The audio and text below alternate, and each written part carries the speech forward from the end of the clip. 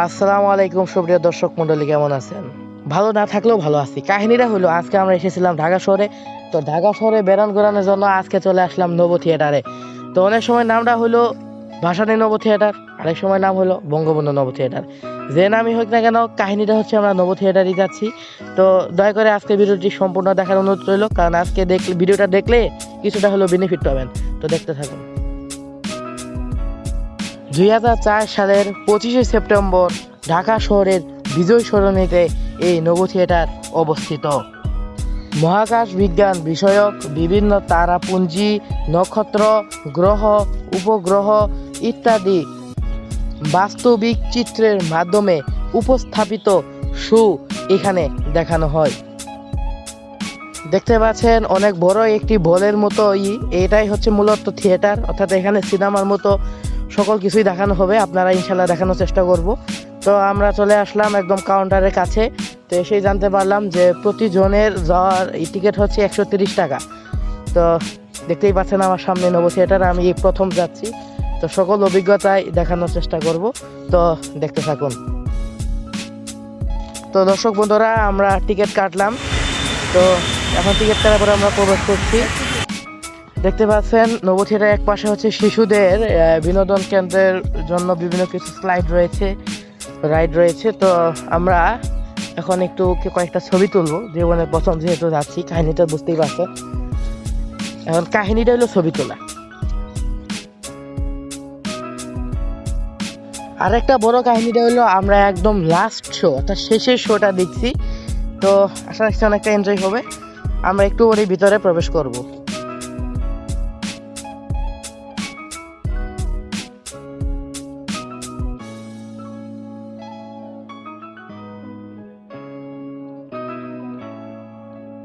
সেজন্য একটু অনভিজ্ঞ। তো দেখা যায় কি হয়, কি কি দেখতে পাই। ইনশাল্লাহ যতদূর সম্ভব আপনাদেরকে দেখানোর চেষ্টা করবো।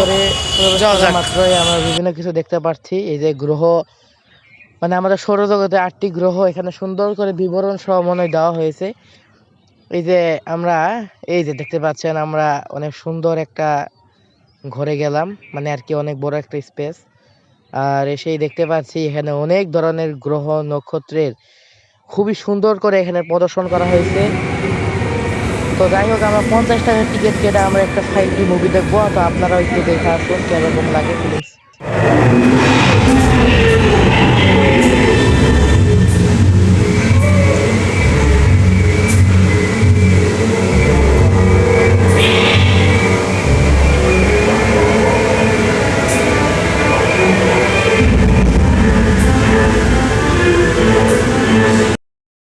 তো গাইস, আমরা নব থিয়েটারের ভিতরে চলে এসেছি, যেখানে আমি, আমার আব্বু আম্মু ফুফা ফুফি। তো আমাদের মানে আর কি আপনাদের উপর রিকোয়েস্ট থাকবে যে আপনারা সর্বদা একদম সবার শীর্ষে বসবেন, সবার উপরে বসবেন, তাহলে উপভোগ করতে মজা হবে। তো আপনারা দেখতে থাকুন এই এনজয়েবল নব থিয়েটারের ভিউ। এই একই সুযোগ আমাদের পৃথিবীতে 4.5 বিলিয়ন বছর ধরে অবিরত চলছে। আজ যে আলো আমাদের ত্বককে উষ্ণ করে, তা প্রতিটি মানুষের অনুভব করেছে। এটি ডাইনোসরদের বীজ ছুঁয়েছিল, এবং এটি সেই প্রাণীদের উৎপাদন করেছিল যারা প্রথম সাহস নিয়ে সমুদ্র ছেড়ে ভূমিতে গেছে। ওই যে দিকটা আর অনেক ঘোরা দেখছো, যা ঘটেছে তার সবই প্রত্যক্ষ করেছে সূর্য। প্রদক্ষিণ করতেছে। এটা কোনো নিষ্ক্রিয় পর্যবেক্ষণ আসলে আমাদের গ্রহের শক্তির উৎস, যা আমাদের বায়ু, আমাদের আবহাওয়াকে জানতে পারে। এটি সারা বিশ্বের আমাদের দেওয়া সাঁতার কাটা এবং অনন্ত জীবদের অসাধারণ শক্তির প্রাথমিক উৎস। পৃথিবীতে সমস্ত জীবন কোনো না কোনো উপায়ে নির্ভর করে আমাদের নিকটতম নক্ষত্রের উপর, সূর্য।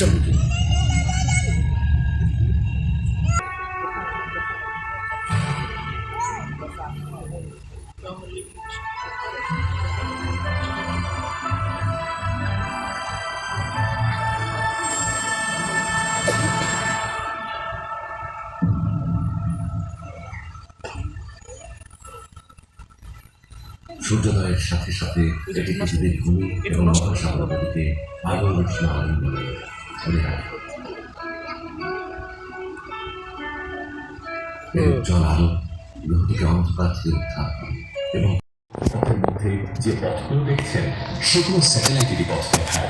কিছু স্যাটেলাইট সূর্যকে পর্যবেক্ষণ করে, বাকিগুলো আবহাওয়া পর্যবেক্ষণ করে কিংবা টিভি ও জিপিএস সিগন্যাল প্রচার করে। এই সূর্যের খুব কাছ থেকে যদি ছবি তোলা যায়, সেই ছবিটি সূর্যকে বড় গ্যাসের বল হিসেবে প্রকাশ করবে। এই চকচকে বা জলজলে আবদ্ধ বক্রাকার রেখাগুলো আসলে সৌরঝড়। তাদের ঠিক নিচে অপেক্ষাকৃত শীতল অন্ধকার জায়গাগুলোকে সৌরদাগ বলে।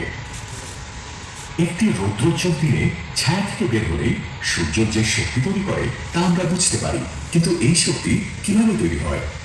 চলুন দেখি এই শক্তি কিভাবে তৈরি হয়। পানি ফুটন্ত প্রায় 50 মিনিটের এই শোটি খুবই চমৎকার ছিল।